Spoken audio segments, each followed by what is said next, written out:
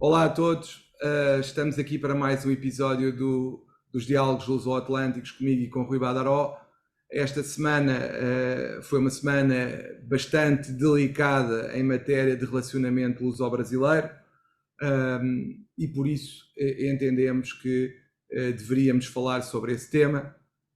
E eu começaria por pedir ao Rui para me dizer a sua opinião, que é a sua opinião, obviamente, sobre toda esta situação, como é que ele viu em São Paulo e do lado brasileiro toda esta situação relacionada com a cessação do acordo de reciprocidade luso-brasileira entre a Ordem dos Advogados Portuguesa e a Ordem dos Advogados Brasileira. No fundo, dê-nos a sua visão do lado lá do Atlântico.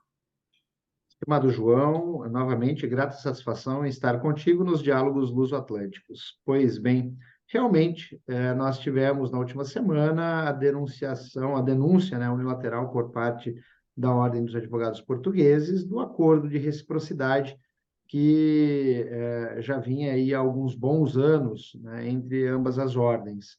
E esse acordo de reciprocidade, João, é óbvio, né, óbvio porque estudamos, né, este assunto, mas para aquele que nos acompanha, vamos explicar rapidamente. Ele surge por conta do vínculo, do profundo vínculo cultural e histórico que ambas as ordens possuíam ou possuem, enfim. E o fato é que chegou num determinado momento em que havia a necessidade de reestruturar esse acordo. E havia essa necessidade porque nós temos no Brasil, João, mais de 1 milhão de advogados. De outro lado, em Portugal, salvo o melhor juízo, pouco mais de 35 mil. Né? E você fique à vontade para me corrigir.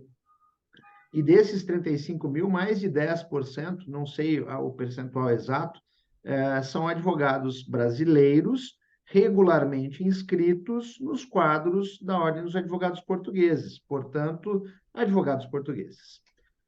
De qualquer sorte, o que eu vejo dessa situação, desse Deixa-me imbróglio, só, deixa-me só acrescentar uma coisa, Rui. diga-me. Convém dizer também que este acordo que havia, ou que há, depende da legalidade da denúncia, é um acordo que foi elaborado no âmbito do Tratado Luso-Brasileiro de Ah, pois, Amizade. eu chegaria Sim, aí, eu chegaria aí. Né? sim, Aliás, chegarei aí.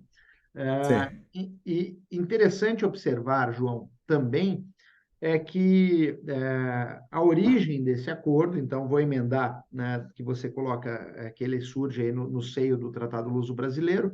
Antes disso, já havia um acordo de reciprocidade que corria com base no conhecido como Estatuto da Igualdade, né, entre Brasil e Portugal, da década de 60, final da década de 60, e 69, né, e perdurou até a entrada em vigor do Tratado Luso-Brasileiro, que é de 2000, foi firmado em Porto Seguro, por ocasião da comemoração dos 500 anos, né, do Brasil, enfim. E a questão, João, é que o timing entre as discussões das ordens é que não me pareceu adequado. É óbvio que eu entendo, o Rui entende, que havia necessidade desse acordo ser revisto, e essa necessidade era justamente por conta de seus termos, né, para que houvesse equilíbrio, um acordo interinstitucional que tem por base o aspecto internacional, necessariamente deve ser pautado por equilíbrio. E as negociações de uma revisão também devem ser pautadas por equilíbrio. Eu entendo que não haviam travas, não haviam barreiras neste acordo. Então, tanto o advogado português, uma vez sendo advogado português, ele poderia, preenchidos os requisitos previstos aqui no Brasil, pelo provimento 129, se inscrever numa das seccionais aqui no Brasil. E, de outro lado, o advogado brasileiro, regularmente inscrito, preenchidos os requisitos legais da Ordem dos Advogados Portugueses, poderia se inscrever em Portugal. Mas, João, o que me preocupa, e nós já tratamos disso aqui nos diálogos luso-atlânticos, ainda que en passant, está o advogado português apto, preparado a advogar no sistema jurídico brasileiro? De outro lado, está o advogado brasileiro apto a advogar no sistema jurídico português? E para responder essas perguntas, né, essas duas perguntas, nós precisamos fazer uma conjugação de fatores. A primeira delas é o advogado brasileiro regularmente inscrito no quadro da Ordem dos Advogados Portugueses, ele conhece as regras deontológicas para o exercício profissional? 2, ele conhece o direito substantivo, ele conhece o direito formal ou processual? E não basta conhecer, é preciso também, ele conhece o regime jurídico propriamente dito, é preciso ter atuação na prática. Tenho visto algumas entrevistas tuas, João, inclusive apontando a necessidade de conhecimento prático para advogar, para atuar na advocacia, seja em Portugal, seja no Brasil. E esse é o primeiro X da questão que se impõe ser enfrentado. Talvez não por nós aqui nos diálogos, mas pelos respectivos bastonários, tanto a bastonária portuguesa quanto o nosso presidente do Conselho Federal da OAB. De outro lado, João, entendo que é de suma importância observar quais as consequências existentes deste acordo de reciprocidade. E não somente consequências sobre o aspecto técnico-jurídico de atuação do profissional, mas consequências pelo aspecto econômico. O quanto representa de contribuição para a CPAS, né, uma contribuição compulsória ainda, né, porque essa semana sei que teremos alterações aí no estatuto, talvez. Enfim, depois tu comentas para nós. Tem uma preocupação bastante grande. De outro lado, quanto representa o advogado português para a Caixa de Assistência no Brasil? E, para além do aspecto econômico, existem outros questionamentos, né? Qual é o âmbito efetivamente de atuação do advogado brasileiro regularmente inscrito em Portugal? É somente o país Portugal ou, conforme reza as normas comunitárias, poderá esse advogado regularmente inscrito no quadro da ordem portuguesa se inscrever em outras ordens? Ponto de interrogação. E então são diversos questionamentos que são de alta complexidade demandariam uma análise, um estudo, uma discussão, um debate maior do que foi feito, seja pela ordem portuguesa, seja pela ordem brasileira. Então, o que me parece é que nós tivemos um movimento assodado, e deste movimento assodado, de ambas as partes, João, não vou puxar sardinha nem para um lado nem para outro, mas por parte de uma decisão assodada da bastonária portuguesa, vieram pronunciamentos assodados por parte do nosso presidente do Conselho Federal da OAB, e nessa perspectiva, infelizmente, o que nós tínhamos de história entre as ordens brasileira e portuguesa, que estão ali, par e passo. Uma foi criada num ano, 4 ou 6 anos depois, salvo o melhor juízo, foi criada a outra, e sempre dialogaram entre si, da mesma forma que os estados brasileiro e português sempre dialogaram, porque a história que existe entre estas duas nações é muito maior do que me parece uma birra entre instituições. Num primeiro momento, é o que eu gostaria de dizer, João.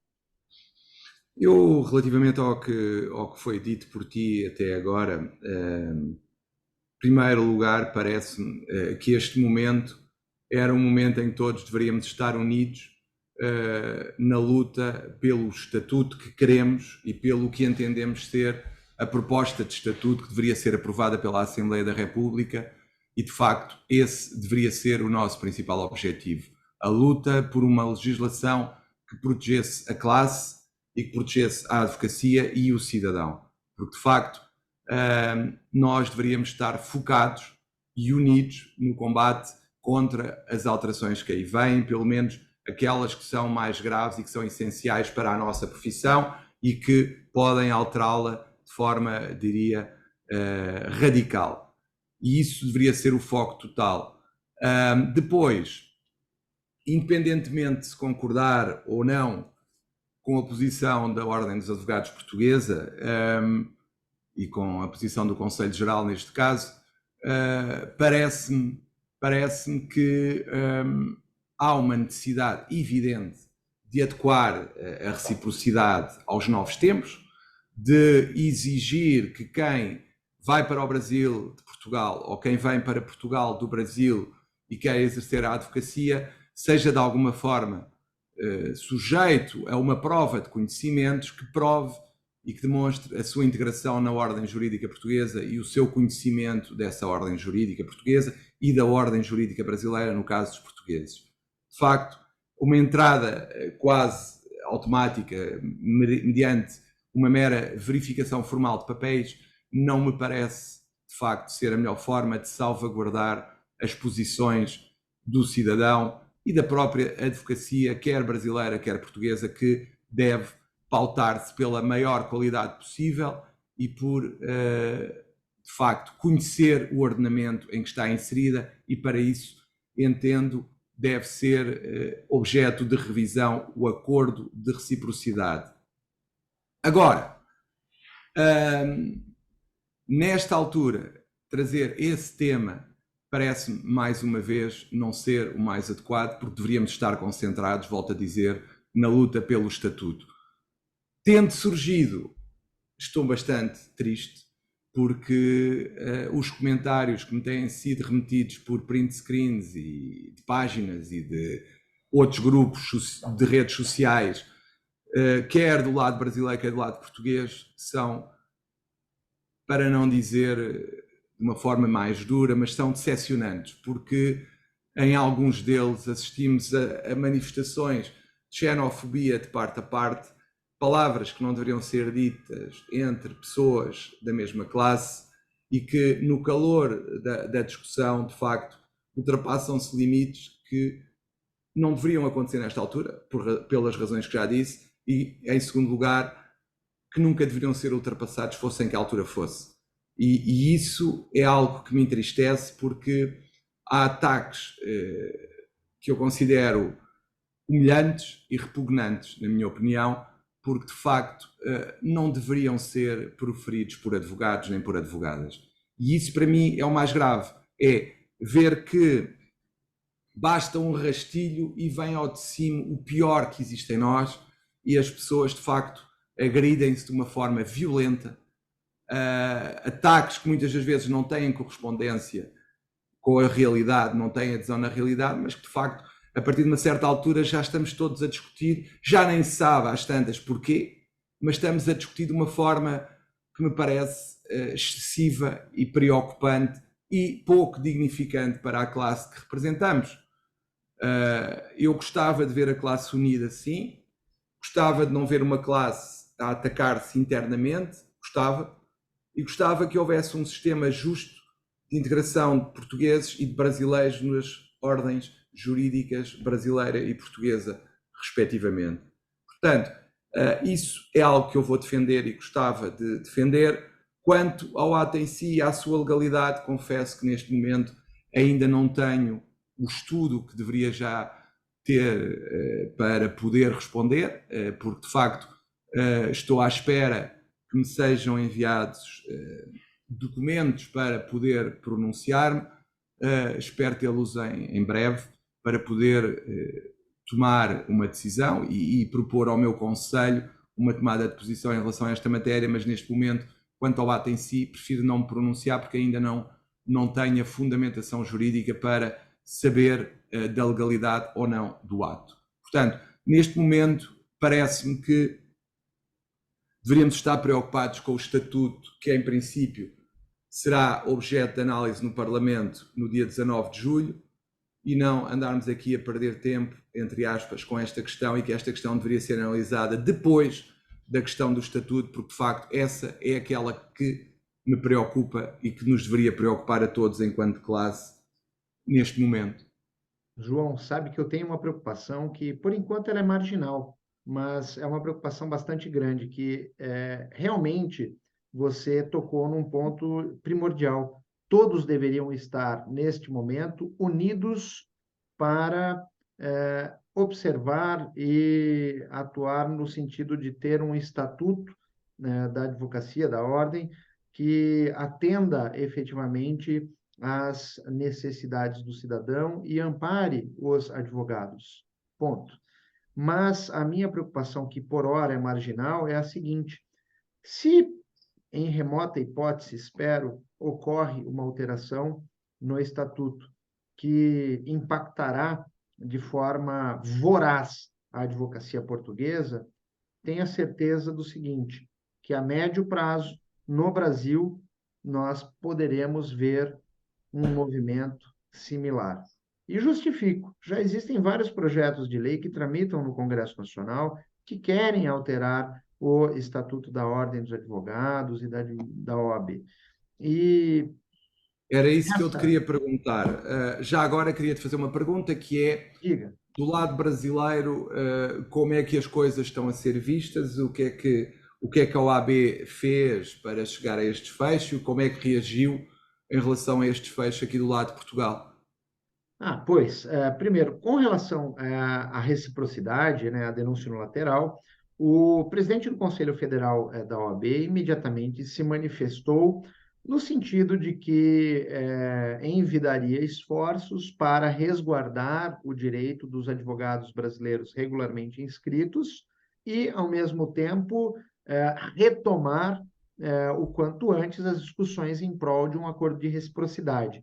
E no meio desses dois pontos que toquei, que são os principais, os que realmente interessam, também deixou claro que não aceitaria quaisquer comentários ou indicações que trouxessem discriminação para com o advogado brasileiro que, por meio da reciprocidade, buscava atuar em Portugal.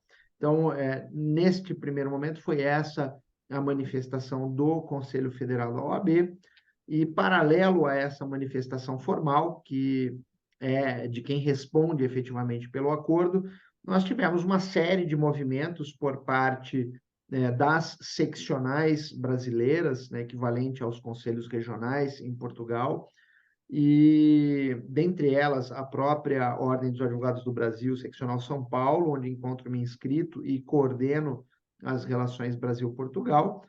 E a minha preocupação na nota que foi emitida no seio da Comissão de Relações Internacionais da OAB São Paulo, João, ela dava conta justamente de uma preocupação, porque o que eu li da minuta, né, de protocolo, que já nem existe mais, né, era no preâmbulo, nos considerandos, portanto, uma postura de se fazer tábula rasa para com o parceiro, para com aquele que você está a negociar o acordo de reciprocidade. Isso não é uma característica, seja do direito internacional, não é uma característica em acordos de reciprocidade, ao contrário, normalmente quando você revê um acordo de reciprocidade, por meio de protocolo ou qualquer outro ato jurídico que seja, há um cuidado muito grande em se justificar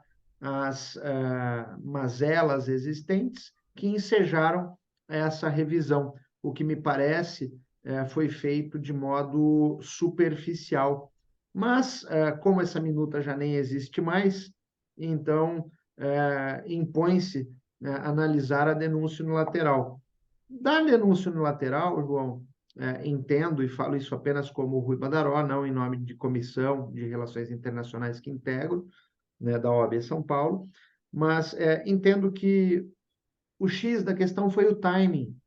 Né? O timing porque há um assunto que é nevrálgico e deveria ter a atenção de todos. sejam advogados brasileiros inscritos em Portugal, sejam advogados portugueses, que é o Estatuto da Ordem. Ponto. Este é o assunto primordial. Segundo, debater reciprocidade neste momento não me parece adequado. Adequado porque, sem que haja uma preparação para o debate, mostrando as fragilidades existentes do acordo, como você, en passant, muito bem apontou. Não é possível que um mero cumprir de formalidades, de documentos, de papéis, permita ao advogado brasileiro advogar em Portugal e ao advogado português advogar no Brasil. Ao contrário, é preciso filtros. Filtros, sejam provas, sejam cursos, sejam mecanismos que permitam efetivamente que um ou outro tenham condições de compreender o ordenamento jurídico em que vão atuar. É isso. Concordo, Rui. Penso que se calhar por hoje já explicámos esta temática. Tu principalmente esclareceste do teu ponto de vista o que se tinha passado, falaste das negociações que havia entre a Ordem dos Advogados Portuguesa e a Ordem dos Advogados Brasileira, que foi encerrada, como sabemos, e agora esperemos que o bom senso impere nos dois lados do Atlântico e que seja possível retomar e alterar o acordo de forma a que continue a existir reciprocidade, mas, naturalmente, balizada de forma a que não seja um mero processo burocrático, mas sim quem quiser exercer num lado ou no outro esteja submetido a requisitos de admissão nos ordenamentos que de facto demonstrem que a pessoa está preparada para exercer nesses dois ordenamentos. Muito obrigado a todos, até à próxima. Obrigado a todos, uma grata satisfação e até o próximo Diálogos Luso-Atlânticos. E, em guisa de conclusão, João, permita-me, Claro. lembrando que o tratamento deste acordo de reciprocidade deve levar em consideração o relacionamento existente interestatal e interinstitucional. O brasileiro que vai para Portugal não é um estrangeiro qualquer. O português que vem para o Brasil não é um estrangeiro qualquer. O advogado brasileiro que vai advogar em Portugal não é um advogado estrangeiro qualquer, e vice-versa. Um grande abraço a todos e até o próximo Diálogos Luso-Atlânticos. Um abraço.